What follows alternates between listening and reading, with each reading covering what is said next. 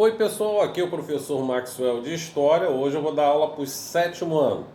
E hoje o nosso assunto é a correção do livro de atividades, tá? Então pegue o livro de vocês aí para a gente corrigir o livro de atividades. Vamos lá na página 35, que faz parte do capítulo 3 do livro, As Grandes Navegações. Vamos lá, questão número 1. Explique com suas palavras por que Portugal foi o primeiro estado europeu a iniciar a expansão ultramarítima. Simples. Aquela região ali, que era chamada de Portugalês, pertencia ao reino de Castela. Então, naquela região tinha os muçulmanos. Então, Dom Henrique, certo, vai expulsar daquela região ali, na Guerra da Reconquista, esses muçulmanos.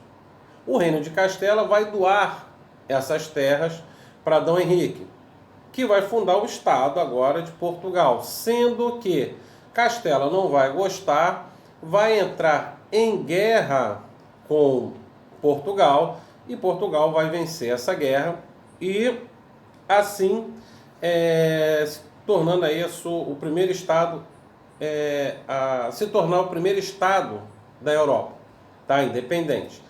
Então o que vai acontecer? Vai começar a sobrar capital, dinheiro, porque eles não estão mais em guerras.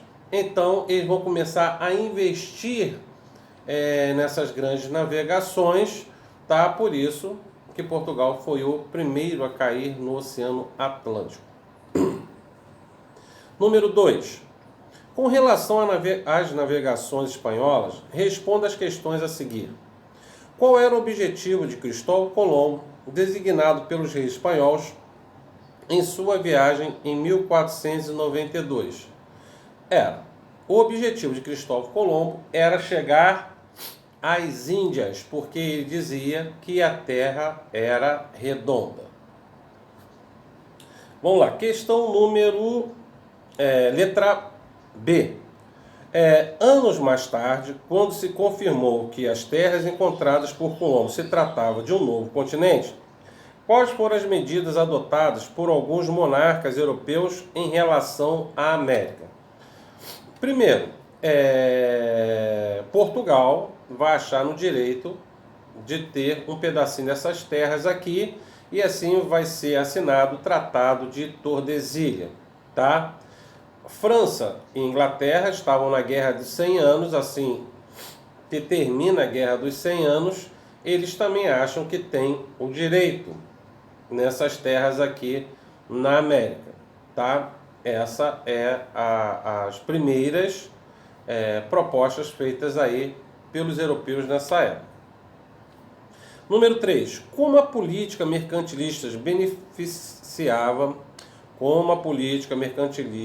beneficiava os estados europeus do domínio das terras americanas? Vamos lá. Resposta.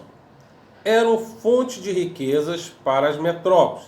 Serviam como fornecedoras de matérias-primas e mercados consumidores dos produtos metropolitanos. Tá? Esta é a resposta. Vamos lá. Número 4. Sobre o expansionismo marítimo, complete a cruzadinha a seguir. Eu vou falando aqui as respostas, depois vocês vão completando aí a cruzadinha de vocês, tá? Letra A. Produtos raros na Europa, utilizados para temperar alimentos. Especiarias. Letra B. Tratado firmado entre Portugal e Espanha em 1494. Tratado de Tordesilhas. C. Instrumento de navegação proveniente da cultura árabe. Astrolábio. Letra D. Riqueza encontrada na América, levada pelos espanhóis em grande quantidade para a Europa. Metais preciosos. Letra E. Reino que saiu atrasado para as viagens marítimas e conquistou terras na América do Norte. Inglaterra. Letra F. Navegador que acreditava na esfericidade da Terra. Colombo. G.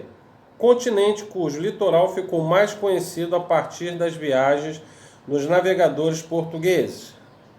África, continente africano, né? África. Letra H, invenção portuguesa que facilitou as viagens marítimas. Caravela. Letra I, Colombo pensava ter chegado às Índias, mas, na verdade, chegou a um continente ainda desconhecido pelos europeus. América. J, o papel das monarquias para a realização das grandes navegações. Financiamento. K, Centro dos Estudos Náuticos criados por ordem do infante Dom Henrique de Portugal. Escola de Sagres. Letra L, instrumento de navegação que auxiliou nas grandes navegações. Bússola. Página 36, temos aí dois mapas, como estão vendo aí, tá? Um mapa, o mapa 2 aqui é o mapa mundi, né? E o primeiro lá é o mapa da Europa só. Vamos lá, identifique as localizações retratadas em cada mapa e aonde e o ano de suas confecções. Vamos lá. O primeiro mapa retrata a região escandinava e foi produzido entre 1527 e 1539. O segundo mapa é o mapa mundi de 1748. Identifique as diferenças entre os mapas. Vamos lá. O primeiro mapa do século XVI apresenta monstros marinhos, em alusão às crenças e medos relacionados ao Oceano Atlântico. E vamos lá. Ainda a representação de pessoas, animais e acidentes geográficos dos locais retratados, além de brasões dos reinos locais. Já o segundo, não há mais presença de monstros e animais. Os contornos dos continentes são mais próximos do que identificamos nos mapas atuais, ainda que não sejam precisos, tá? Então tá aí. Tanto é que vocês veem aqui a Austrália, ali embaixo, que a Austrália é uma ilha, então tá ali como se ela fizesse parte aqui do continente, como se tivesse ali a Nova Zelândia, tudo emendado ali no único país ali. Vamos lá. Letra C. Com base na observação dos mapas, explique como as grandes navegações ajudaram a desenvolver a cartografia moderna. Vamos lá. Resposta. Ajudaram a desenvolver o conhecimento cartográfico da época ao evidenciar a existência de continentes desconhecidos pelos europeus, que passaram a ser inseridos nos mapas. Além disso, as informações dos mapas tornaram-se mais precisas e menos fantasiosas, tá? Vamos lá, letra D. No período das grandes navegações, Espanha e Portugal financiaram a escola de cartografia. Por que razões cartografia passaram a ser um assunto de Estado? Resposta. Os mapas náuticos eram usados para definir as melhores rotas para a expansão marítima que esses reinos realizavam, que era parte essencial da economia da época. Claro, se o cara sabe uma rota nova, ou sabe uma corrente marinha nova, dentro do conhecimento deles, com certeza eles querem esconder para o outro também não pegar a mesma rota, né? Então tinha muito isso, era o segredo de Estado. Vamos lá, leia o texto a seguir e a respeito da expansão marítima europeia. Então, são dois textos, com certeza vocês devem ter lido em casa aí. Agora, assinale a alternativa correta. Os textos 1 e 2 indicam que a resposta é a letra D. As viagens ultramarítimas apresentaram diferença entre os estados europeus, holandeses, ingleses e franceses, tendo iniciado as viagens tardiamente, concentrando-se no comércio e na pilhagem por meio da pirataria. Vamos lá. Página 38, questão 6. Considerando-se o trecho destacado no texto 2 da questão anterior, é correto afirmar que as viagens marítimas ocorridas durante a Idade Moderna, qual é a letra E? Marcar é a letra E. Ainda que tenha sido motivadores de intensa produção de conhecimento, também geraram embates econômicos e disputa entre povos, com o domínio e ou o extermínio de populações internas. Estão falando aqui, por exemplo, dos índios, né? Vamos lá. As grandes navegações levaram portugueses e espanhóis a dominarem territórios próximos a diversos oceanos do planeta, como o Atlântico, Índico e Pacífico. A esse respeito, leia o texto a seguir, que você já deve ter lido em casa. Vamos lá. Quais são as diferenças entre a expansão marítima portuguesa e a espanhola no início do século XVI? Vamos lá. Os portugueses não buscavam se estabelecer de fato na terra recém-encontrada ou controlar populações nativas, tá? Pois estavam voltados para comércio com as Índias. Já os espanhóis, né, obtiveram o acesso ao comércio às Índias em momentos posteriores, depois de explorarem o continente americano e de chegarem ao Oceano Pacífico. Além disso, diversas expedições foram enviadas para a exploração das riquezas e do domínio do território americano ainda no século XVI, estabelecendo-se efetivo controle sobre o território, o que ocorreu mais tarde com os locais sob o domínio português. Agora vamos lá, capítulo 4, Reformas Religiosas, página 39. Leia a obra a seguir. Que situação retrata as imagens, tá? E por que ela se tornou um problema para a Igreja Católica entre o fim da Idade Média e o começo da Idade Moderna? Vamos lá. Resposta. A cena retratada é de uma camponesa comprando uma indulgência, ou seja, compra de perdão dos pecados cometidos por um fiel. Originalmente, ganhar uma indulgência da igreja significava ser dispensados de uma pena imposta pelos sacerdotes. Então, vocês estão vendo aqui que ela está comprando indulgência, que é o principal início, vamos botar assim, que é as indulgências e as simonias. Simonias é venda de objetos. Aqui no caso, as indulgências é documentos, tá? Essa é a diferença entre um e o outro, tá? E aqui está retratando uma mulher comprando um documento, né, uma indulgência, para perdoar os seus pecados, tá? Uma coisa praticada muito na Idade Média pela Igreja Católica.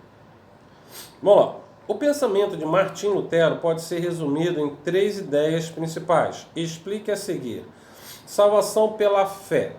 Vamos lá. A salvação dos fiéis ocorreu não só por suas ações, como compra de indulgências, mas pela fé em Deus. Então, o que salva é a fé, não nenhum documento. Porque, para pensar, você compra um documento, você morre, o documento fica aí, não tem como você, caso, né, acredite no céu, você chegando lá, não tem como apresentar esse documento, né? As pessoas exploravam muito a fé das pessoas, né, em relação a esses documentos. Vamos lá. Infalibilidade da Bíblia. Vamos lá. Lutero acreditava que a Bíblia reuniu todos os conhecimentos e diretrizes necessárias aos fiéis. Por isso, era preciso popularizá-la. Ponto. A ideia era, em grande parte, influenciada pelo desenvolvimento da prensa de tipos móveis de Gutenberg. Ponto. Além disso, era possível que a Bíblia fosse compreensível a todos, motivo pela qual Lutero traduziu o material do latim para o alemão. Questão número 3, página 40. Página 40. Vamos lá. 3. As ideias de Lutero promoveram uma verdadeira revolução na Europa. Qual das questões aí, que completa essa frase acima? São a letra B e a letra D, tá bom? Vamos lá. Número 4. Cite os pontos principais da doutrina de João Calvino. Resposta. Afirmou que a salvação não dependia das obras ou da fé dos homens. De acordo com o calvinismo, Deus já havia determinado os eleitos, eram chamados teoria da predestinação. Calvino ainda instituiu nomes rígidos de comportamento aos fiéis e promoveu a valorização do trabalho. Ponto. Ele também aboliu de sua igreja as imagens de santos e o ritual das missas, instituindo tão somente a leitura da Bíblia. Ponto. Os únicos sacramentos por ele reconhecidos foram o batismo e a comunhão. O que distingue a reforma anglicana das demais reformas religiosas? Resposta. O fato de ela ter sido promovida pelo rei da Inglaterra, interessado em apropriar-se das terras da igreja e resolver os problemas pessoais. Nós sabemos aí que esses problemas pessoais era que ele queria separar, da rainha Catarina. Tá? Vamos lá. Número 6. Quais interesses levaram Henrique VIII a promover a separação da igreja da Inglaterra da igreja romana? Resposta. Desejava a anulação do seu casamento com Catarina de Aragão, que não foi concedida pela Igreja Católica para se casar com Ana Bolena. Número 7. Qual foi a importância da rainha Elizabeth I para a Igreja Anglicana? Resposta. Foi ela quem restabeleceu a Igreja Anglicana no Reino Inglês após a morte de sua irmã Maria I, que era católica. Tá? Maria I era filha de Catarina de Aragão e Elizabeth I era filha de Ana Bolena. Tá? Só que Maria I vai tentar dar um golpe, na rainha Elizabeth I, só que ela descobre, prende a irmã e manda decapitar ela. Tá? Analise as afirmativas a seguir. Vocês analisaram? Vamos lá, tem a 1, 2, 3, 4 e 5. Qual delas aí que vocês acham que estão correta? É a 2, a 3 e a 4, que é a letra D, tá bom? Vamos lá, leia o texto a seguir sobre a relação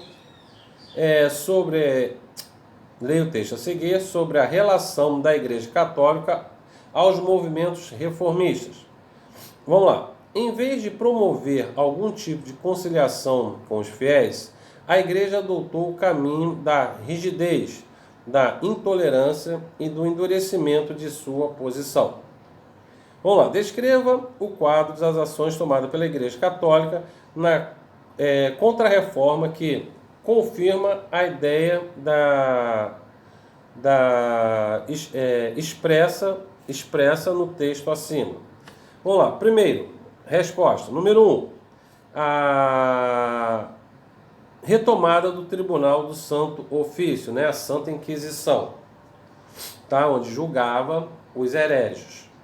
E, caso fossem condenados, eles iam para fogueira. 2. Criação da Companhia de Jesus, tá? Para catetizar principalmente os habitantes do novo continente, a América, e os habitantes, os índios. Tá? 3. Concílio de Trento, realizado em 1545 a 1563, foi uma espécie de assembleia em que se estabelecia alguns dos principais princípios da Igreja, os 7 sacramentos, a crença e o culto aos santos, a veneração de imagens, a autoridade incontestável do Papa e o celibato clerical. Quarto, publicação do Index, tá? A lista indicava os livros e as publicações da leitura proibidas aos fiéis, tá? Vamos lá, número 10, coloca verdadeiro ou falso, tá? A primeira é verdadeira, a segunda é falso, a terceira é verdadeira, a quarta é verdadeira e a quinta é falsa, tá? Então, essa foi a correção aí. E semana que vem a gente vai corrigir o capítulo 5 e 6, tá? Do livro de atividades.